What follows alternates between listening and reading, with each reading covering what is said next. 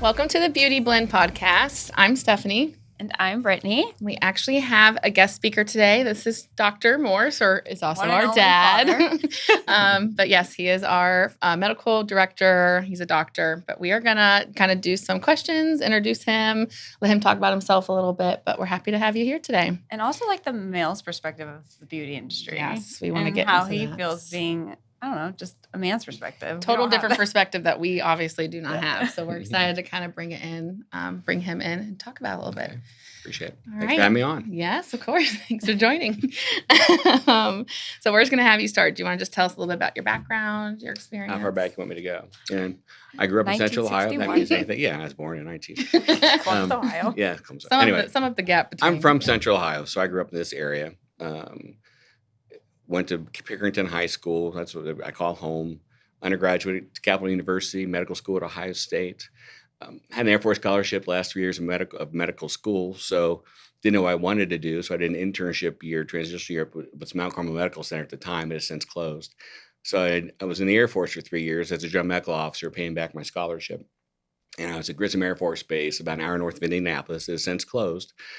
But the last year of that was the Gulf War, the first Gulf War, Desert Storm. So had that experience. But during that time, I found out what I wanted to do was emergency medicine. So from there, I went and did my emergency medicine residency at the University of Chicago, one of the oldest programs in the country. Really enjoyed that experience. And then I spent my first 5 years in Richmond, Indiana. You were born in, your middle daughter was born in. I was going to say, you're going to mess it up. I was born in Columbus. Dangerous. We have another sister, which Tiffany. we've All mentioned. Her born name's different Tiffany, places. and she's the middle. All born in different places, actually. You were born in Columbus. Tiffany was born in Kokomo, and you were born In Maryville. in Maryville. Wow. Oh, He yeah. got that one right. Yeah. Ding, ding, Proud of ding. him. And he got our names right. I got That's your something names you'll right. learn. Yeah, we'll we tell may that story eventually be later. called the wrong name, but Yeah. we usually answer anyway. Yeah. So anyway, so spent total 11 years in Indiana between residency. I actually lived in Northwest Indiana during residency, and the first 5 years out of tour training, I was in Richmond, Indiana, and moved back to Columbus at 1999, I guess it was, and spent 21 years with a great emergency medicine group in Chicago, Mid Ohio Emergency Services. I spent my time at Riverside, our home base there. Was involved in administration, the assistant director of the emergency department, also the director of medical education for the emergency department, as residents and students rotated through there. And do you want me to tell my path how I? Yeah, so I mean, really, obviously, you can tell he's had a ton of experience Yeah. in the traditional world. He's been around Yeah. for a while as a physician. I basically got my medical license in 1988, so Yeah. I've been a doctor for a long time, You're always 35 born. years. Yeah, so. yeah.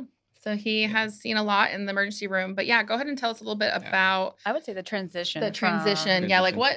So he started an alternative medicine clinic, kind of more of a health and wellness that is bridging the gap Yeah.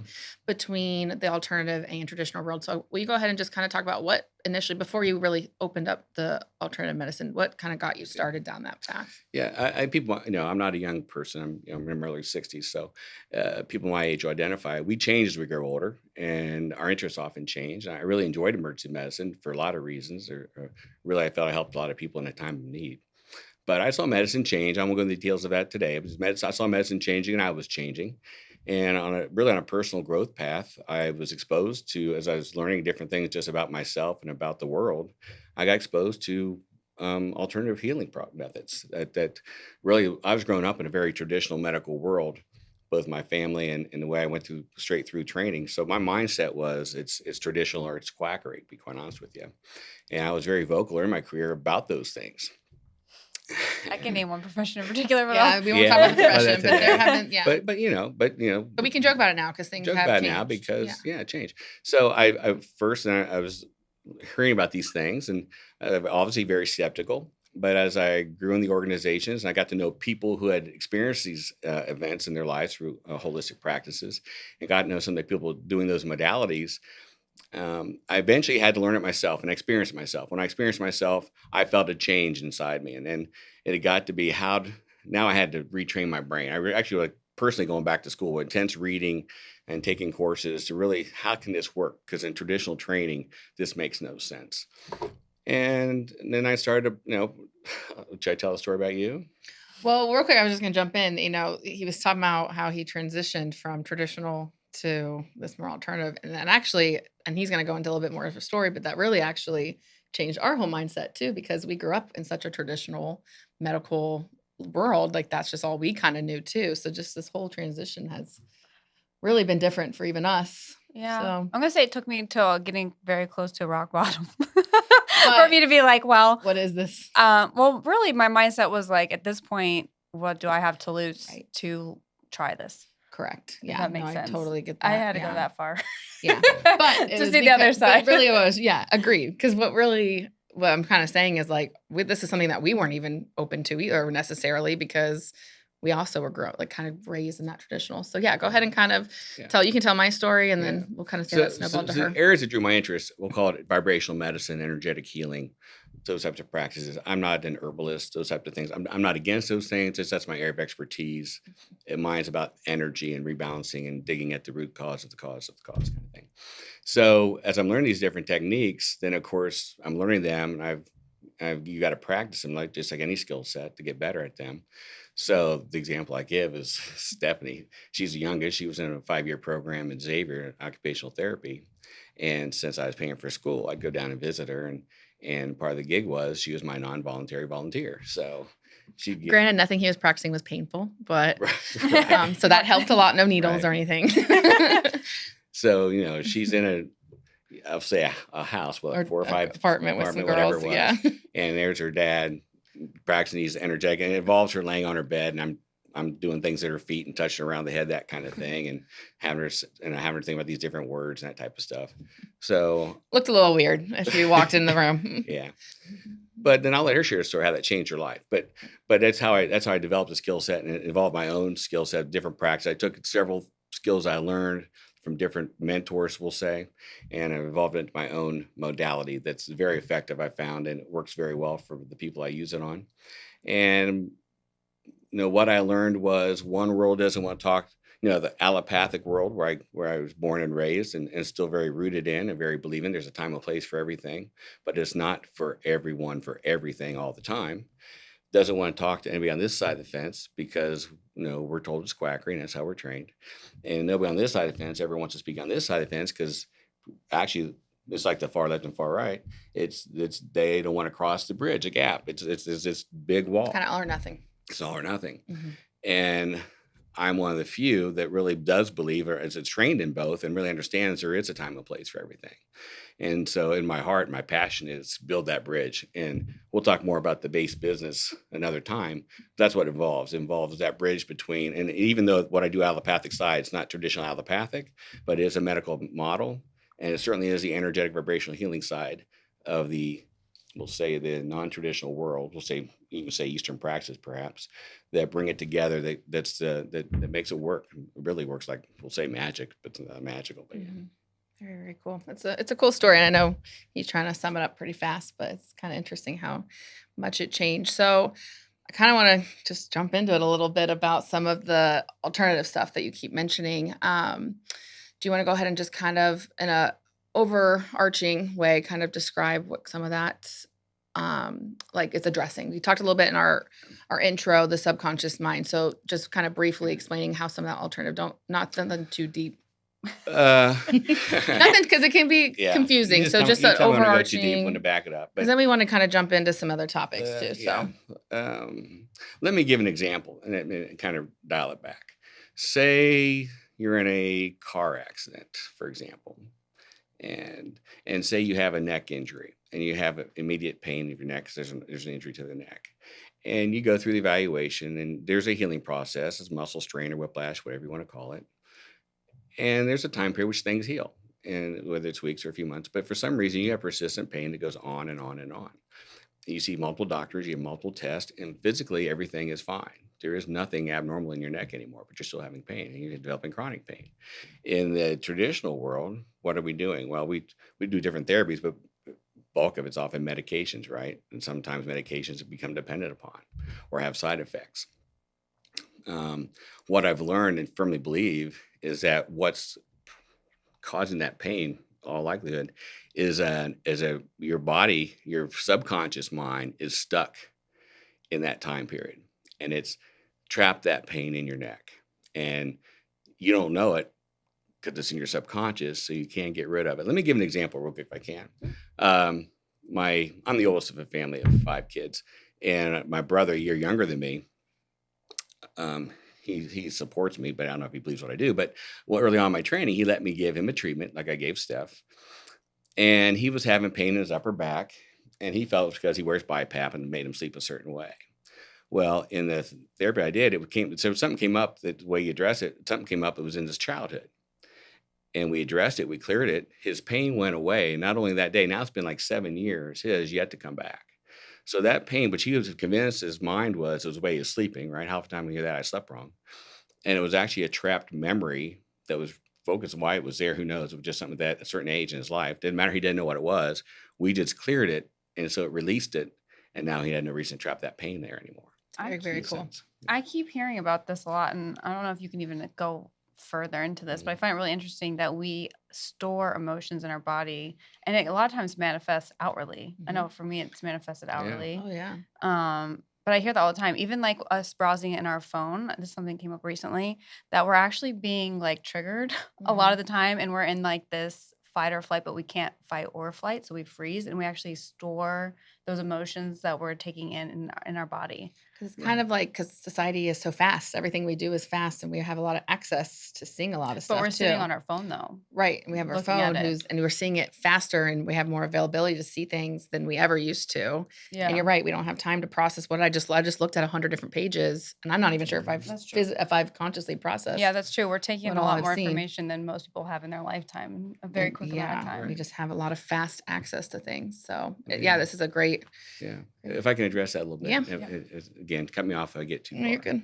But humans, as we evolve, we're meant to have a fight or flight response. It's for survival. We'll give you an example. Walking down a path and you see what you think is a snake. Well, you decide what you're going to do. You're going to fight. You're going to fly, and if you don't Fly? decide to fight, I'd love to fly. Yeah. Fly away. flight Or flee, freeze.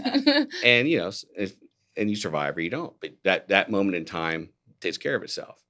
Or you identify it wasn't a snake, it was a stick, and it passes. So all the fight and flight stuff, it's passed, and it goes away. And that's how it's meant to work. We've evolved where let's just go for COVID. For years, we'll say 2-3 years now, it was a 24/7 bombardment, stress. The whole world got anxious. We won't go to the whole group mentality type of thing, but stress, never backed off. Who didn't suffer anxiety, depression, change in mood, sleep disorders so many during those 2 people. years?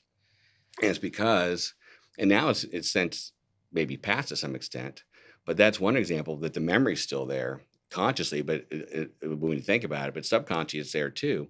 And there are many, if not all of us, some level are stuck in that time period that's affecting us even this moment, even though that emergent crisis, whatever it was, is no longer there. And so what happened is your physiology is not operating for this current need in this moment in time. It's operating, trying to survive the moment in time, but based on physiology that's stuck in from previous events. Okay. And that's what wears you So out. that's why it feels like we've been in a time warp ever since COVID. It You know, it's kind of does. interesting that you say that though about because when I think of COVID, I actually think we're talking about fight or flight. And again, I still think kind of like frozen in time in a weird way. Yeah, I still feel 26, which is when it started. Like I always joke that Yeah, I still feel the it's same like, yeah, age like, of when I was when everything It's started. really weird, like how time has Yeah. kind of changed. Like I'm shocked sometimes. Yeah, it's a great example. They say there's no such thing as time, but That's another episode too. We could talk about that forever. So that's all really cool. I mean, what you're doing with the health and wellness industry, it's big. It's important. I mean, you bring up COVID. This is something that it needs addressed post-COVID, especially like you said. I mean, how many people do we know and ourselves who didn't have some sort of anxiety or depression with all of that? So Yeah. some alternative modalities that work and are working on the full mind, body, spirit is really huge. So how do you love think that. that kind of coincides like with people's body confidence? Because that's something I really wanted to talk on or at least touch on today was just overall body and like Yeah, 'cause walking obviously around now you today. got into the beauty industry. So Yeah. Well, let's How set do you that, feel let's set- it all let's set- let's integrates. set that Mhm. aside for now, just a separate topic, because it's Okay. kind of hard to cross that. So go ahead, let's talk about the body image thing.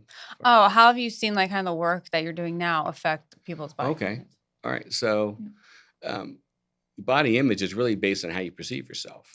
Yeah. And how you perceive yourself is based on what you tell yourself, but what you've been ingrained, people have said about you over a lifetime. Mm-hmm. I'll go to the extremes on the medical side. Most people know what bulimia and anorexia nervosa are. And those are two eating disorders that people have basically we would say, a misperception of their body image. All right. And that's a self. Now, they believe that themselves, whether people look at them and say, you look fine, you look underweight or whatever, but their mindset is such that they're stuck on, you know, they don't see what we see. Right. So Body dysmorphia. this body dysmorphia, but we all, and that's the extreme examples we have diagnoses for, right, that everybody knows about. But you propose we all have some type of body dysmorphia ingrained in us based on what others have said to us, especially in our formative years. And my gosh, high school, junior high, college, people say things about you. You take that in, and you can all think of times that you're embarrassed about something that happened or somebody said to you, or you even cried or something like that, or whatever, or got mad, ruined friendships, who knows? And they build over time. But even though you may have blown it off, it's in your subconscious mind. And other things, I'm not pretty enough, you're not pretty enough, you're not good enough, all those kinds of things. And so we carry that forward. And we have this image of ourselves. Then somebody says, you do look beautiful. Well, you've had 15 years of people, and you may have been told you're beautiful many times, but we tend to stick on the negative. And so it's maybe fewer times, but the ones you think were the most important, that gave you the negative. Okay, you only remember the negatives. Right, the negative. It's kind of like being on social media. You might have 100 nice comments, and that one comment, though, you'll fest on. Yeah. And then you have what the media and society says is that at a point in time. If you go back centuries, being overweight was relished at one point because it was a sign of wealth and that type of thing. It had the Barbie doll image when I was growing up, right? And now, people are actually having fat transfers into their bottoms that have, it's all what Curvier. What fashion and media and society buys into is the image of the moment or the time. And then we as a society, for some reason, we choose to chase it, right? Yeah. Or be upset about it, or anyway. Well, I feel like I need to go off of what you were saying, because this is a little deep for the second episode, but let's just be upfront since you brought it up. Anorexia and bulimia. I had that starting in high school. Anorexia is very obvious because you can see people losing weight. And a lot of people complimented me on losing weight, so of course that kept it up. But then that transferred over to bulimia, and that's more of like a secretive thing because you can kind of hide that. But what I think is kind of interesting, I can kind of speak on like you, Dad. I had that going on for, gosh, I don't even know. Probably like almost a decade till it was healed. And I want to say it was healed because a lot of the work that you were doing, it like changed my neural pathways, because it's like this. Well, are you right? No, I'm being serious, because it's and only people that have gone through it can really understand, but it's kind of like an addiction in a weird way. Like these urges that come up and you can't control it. You want to because you don't want to live like that, but it's. Yeah, it's definitely. Never shared that. Well, you brought it up, so I can't ignore that. That's a big part of my life. So. Yeah, eating disorders in general, all types, whether it's starving yourself for binge eating or whatever. I mean, it's crazy how much one healing it could take. So she is very fortunate to have had someone who has that. I know people that live with alternative, because we're not just addressing. Not that therapy is a bad thing, and that's not trashing. It's important too, but that sometimes that is only talking about the conscious thoughts that are affecting you. When we can address your subconscious thoughts, those are things you aren't even aware of. So she had the opportunity to also work on some of those. Well, I'll say from my own experience, I did go to a therapist. I went to an actual eating disorder clinic. And from my experience, this is only me, I actually think it made it worse. That's what I'm saying. For me specifically, only because you have to find the right therapist. I didn't have the right therapist. I'm going to go deeper in the energies behind that later. But I want to address why I got kind of choked up, because when I deal with subconscious mind, I don't have to know what's in the subconscious mind. I'm just going to a time period, and maybe a real specific time period, perhaps, and a thought. But I don't have to. The beauty of what I do is that they don't share their thought. They might even know what the thought is, but even if they know the thought, they don't have to spill the beans to me. That's not. It's just clearing it out. Me knowing it doesn't make a difference. So that's why it got emotional. I had no idea what was going on. It wasn't bring up stuff that cleared up something that's the first time she openly said that. So, and it's just an example of how I wasn't aware of it, even though we were treating it. That makes sense. I thought I told you, maybe not. Hi. Subconscious versus subconscious. Yeah, I thought I told you, but I know another one though too. It kind of manifested. A lot of eating disorder, like it stems from anxiety and things like that, and that's also manifested because it didn't get healed for a while into picking at my face, was a whole nother battle, but that's also gotten a lot better because of various things. One of them was yours, treatments, but a lot of it's just subconscious reprogramming in the neural pathways, I think. Oh yeah, there's so many things that go into it all, which thanks for sharing all that too. That's a lot to have to share with everybody, and it's part of your story. No, I'm happy to share, because I actually think a lot of people are dealing with it. Absolutely. Yeah. All forms of eating disorders, definitely. So I know we kind of wanted to chat a little bit more about like the body confidence, and we've talked a lot about just this. You brought up like the society and how, things are told to us and taught to us. So we very much have a female perspective of that society. So since we have you here, I'm kind of curious, like what standards do you feel like, and I don't know, maybe it's different based off of age too. Yeah, if any, I don't know. Honestly, I'm genuinely asking because I don't know what standards. Maybe it's more of your age. Do men have obvious for me was short, versus being short. being short? That was the thing, That's a I was really I was good always one. one of the shortest people, if not the shortest person in my class or age group, whatever it was. So that was a no-brainer. Yeah, it's tough. And it's something you unfortunately That's can't so fix. true, because women are always like, I need them to be 6 foot, over or 6 higher foot or at nothing, least, or and that's like bare bounce. minimum. Yeah, it's just And then they're like interesting. 4'9" I saying know. that, and you're I like, can go oh. right back now, being in grade school, where they would line us up in class, tallest to shortest, and you Oh, were the yeah, tallest. so call true. you out. And what you didn't realize, especially in females, as they got older, they were just as concerned about being too tall as the guy, me, and whoever was maybe on one side or the It's other. like opposite, were being right? short. Yeah. Yeah. So That's an interesting one. yeah. Fortunately, I was a little bit athletics that helped compensate that for me. But that was but it was. Yeah, that's a big one. I can feel like as a man that's very difficult, and even as a female, I had a hard time with that because Dad, you passed that genetic on to me, and I was called shrimp, all the names in the book. And remember, I'd come home crying, and it subconsciously kind of manifested as not enough, and like I'm playing small energetically, if that makes sense. Even though because I'm physically small, I kind of took that in as having to stay energetically small, and like this not enough thing. But remember, I'd come home crying. We actually got I had to go through all this testing just to get on like growth hormone to maybe grow like a half an inch, because that's how insecure I was about being short. Yeah. But it is kind of funny, as I've gotten older, I've learned to enjoy it. But it's like an opposite effect. I think I grew really fast. I grew at like before everybody else, so I felt tall and I felt huge and big because I was tall, and then I've always been a little heavier. So I'm like, oh gosh, I'm this big beast walking around. Do you feel like you were taking up too much space? It's taking up so much space. So what happened, I actually dropped out of sports, a lot of sports that I enjoyed, because I was like feeling like not feminine, if that makes sense. Like 5th grade. Yeah. So not feminine because I was this tall, bigger person playing, I wouldn't call them manly sports, but for some reason in my head, they were like more manlier, like manly, like basketball. I don't know. They just weren't the girly cheerleading. They weren't cheerleading. They weren't cheerleading and gymnastics. They were the ones that you have to truly were. be sporty.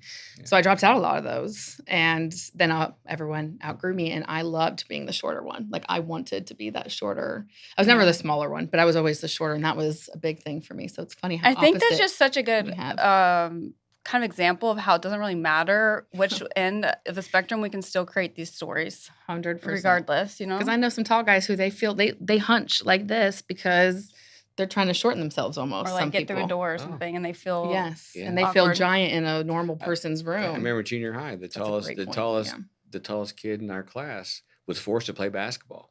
Yes. He didn't want to play basketball. He wanted to be in the band. Oh, they just and they made him. I remember 7th grade. They forced him to play basketball, and unfortunately, I'm sure it was embarrassing for him. He probably didn't like it. And he didn't like it. His always didn't like it. His heart wasn't in it. But I remember he had to come out and play. That's sad. Well, and I got to be honest, like just calling my own self out. If I've seen someone who's tall, actually, I've done it to women and men. I'm like, oh, you have to play sports. What sport do you play? And then, he's saying that. I'm like, that is probably so rude.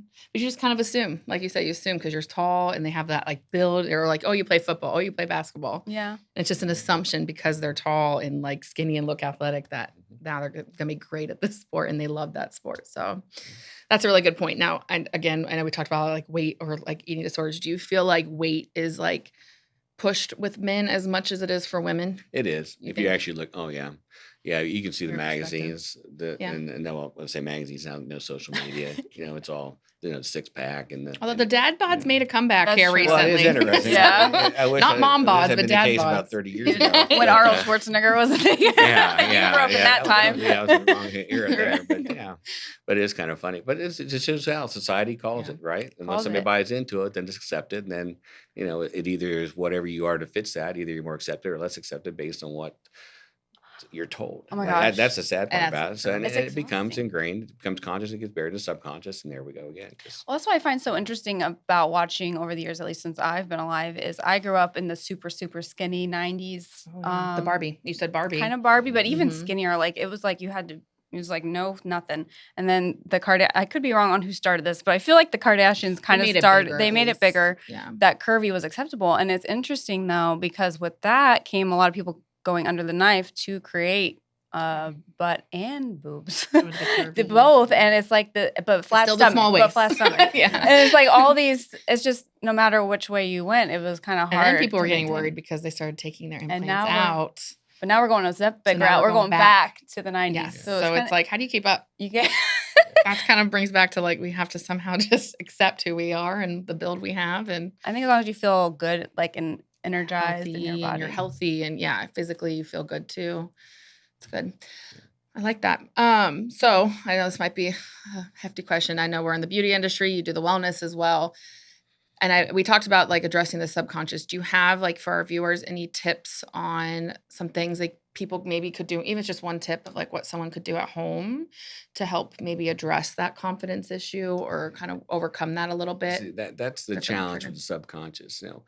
Therapists are great. I'm not here to mock therapy at all because they do good for a lot of people. But the challenge is you're dealing with what you're consciously aware of. And getting to what you're not aware of consciously is the challenge. That's why these energetic, for me, it's the energetic work that I found that I really am passionate about, that gets to the subconscious and digs it out. And you were talking about, I don't know, someone talking about the brain or something like that, but it really you are what you do. And you're talking about blocks, and I was talking about blocks and it's a pain issue. Really what's blocks, there are blocks going on in your neurologic pathways in your brain. And those blocks in your brain is what's transmitting to the physical expression of it all, and so forth, and hormonal balance, all that kind of thing. So as you're removing these blocks in your brain, subconscious blocks and so forth, then the neurologic system functioning more normally as intended, and things correct themselves. That's a real quick blurb. So how to address the subconscious? Is there anything like, say someone doesn't have, although there is plenty of healers or alternative medicine docs, but say someone just really, they're just kind of stepping their toes into this and they're kind of exploring a new way to view things. Is there anything like at home they could start at? Like, what do you do? Do you do any affirmations? Say you've gone to something and it's kind of brought your confidence down. Do you do any meditations or affirmations? Or is there any like techniques Going to that like you a personally use? Meditations, the simple things to do. Just, I mean, they call it, and things are, you can say they're simple, but they're not easy, right? Right. Meditation is simple, but until you get the hang of it, it's not necessarily easy. You say think of things differently. Well, that's easier said than done. Totally. A term Train called yourself. reframing. It takes time to do that. I remember back in the days before I started doing this stuff, I could get myself in a real funk really easily. I would purposely do it. Not looking back at it, I'd something go wrong with something or somebody, whatever it was, and I would just start pulling all that stuff in. Before you know it, boy, are you really in a down spot, and you're just really wallowing in it, right? And you're blaming somebody for being you're wallowing, and you did it to yourself. But so. There are several, take a walk in nature. I love going to nature. I really resonate with nature. So to me, that just changed my whole perspective of life. I'm fortunate to live to a park that's got all kinds of stuff I really enjoy out there. And it just resets my mind. But find something you enjoy doing. It could be simple as gardening. Really it's something that really, what happens is you get into a mind where your mind gets distracted from the everyday moment that's going on. Turn off the darn phone, turn off the news, turn off the radio, and just be. And by be means just be still, just let your mind just kind of break. Nice thing about like with gardening and walking and a hobby is that your mind just distracts and goes to a place that in the moment. And that's how you kind of get there. Another thing, just, find, if you're going to listen to something that's uplifting. Listen to somebody that's like the power of positive thought, or just something you resonate with. It's more of a positive mindset, and start putting that in your brain. Then what's the worst thing that's happening? I used to have my alarm set. I woke up and it would tell me the time, and it'd tell me the 3 news stories of the day. Well, they were 3 horrible things. It just all of a sudden got me all upset about the whole day before getting started. And boy, did that kind of get you on the wrong foot. So I don't do that anymore. Don't listen to the morning news, that kind of stuff. Don't read the paper, because why? Why do I want to get upset about something I can't control? So anyway. Those are all really good tips. So I like all that. Actually, that brings up something Britt and I have talked about just recently this week, our phones. And we don't have to dive into it too deep, but we were talking about how, and you just said this, when you wake up and you immediately grab your phone, what are you seeing first thing? Are you seeing a bunch of negative things? Are you scrolling on Instagram and getting seeing too much information at once that you can't process? I think starting, kind of like you said, starting your morning a little bit more slow, as we'll say it, or something that's more positive is almost like one of the easiest things you can start implementing without having to like change too much, in my personal opinion, at least. And just a little bit extra time away from our phone since we're Yeah. so attached. I'm guilty of that as well. I work from my phone a lot. As far as how the That brain helps. works, you can do something uplifting when you first wake up or you're coming out of that sleep state. That's of a positive aspect, whatever it is for you. And also right before you go to bed. Those two time periods, if you can put something positive in your mind as you're going to sleep and wake to something positive when you get up, those are two easy points that'll start changing your life. Before actually in a short period of time, you really stick with it. That's awesome. Yeah, no, that's great. Anything else we want to ask? That was a great intro to kind of what you do, and we look forward to having you on more and probably delving more into that spiritual side of things that we all love and know his work. Thanks. So we appreciate having you on. I hope all of our viewers had learned something from this and from him. I did see your intro video you did, and you guys did a great job. So Thank you. very proud of you. Bye, beauties. Bye, beauties.